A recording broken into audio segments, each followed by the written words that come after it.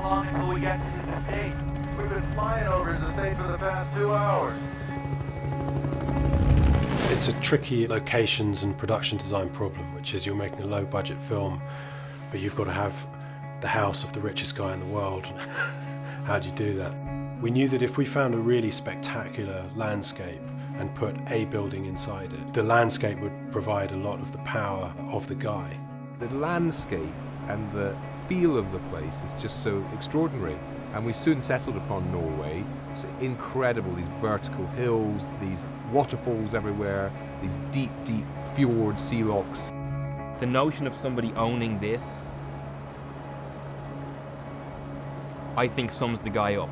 So Nathan owns that mountain, and he owns that river, and everything we're walking on belongs to nobody except for him, and I think that's the kind of guy he is. Caleb, this building isn't a house.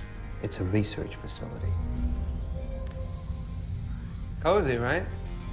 We definitely went away from cold blue light sci-fi, hard white plastics and blue lights and stuff, and towards a warmer kind of sci-fi. We wanted to play with and balance out man-made materials with organic and natural materials right the way through. We've balanced out, you know, the concrete and the glass and the technological aspect with the fact that he's set in this really beautiful landscape and environment. And in a sense that mirrors what's happening with the characters as well. I'm wondering if you're watching me on the cameras, and I hope you are. Ava's space is an observation room. When we first looked at the idea of a cube within a room, we would imagine that we would put Ava within the cube and we would be outside it looking in, but we swapped that around.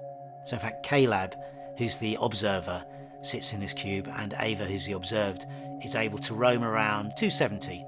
It's a good example of how production design feeds into a story, because then when Ava walks around, rather than feeling like she's got a lot of space, she's more like a tiger in a zoo, walking backwards and forwards over the same spot, and you think she shouldn't be here, she should actually be elsewhere.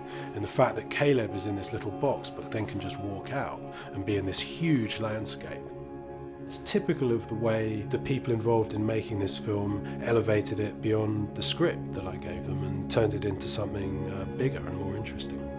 Did you know that I was brought here to test you? What will happen to me if I fail your test?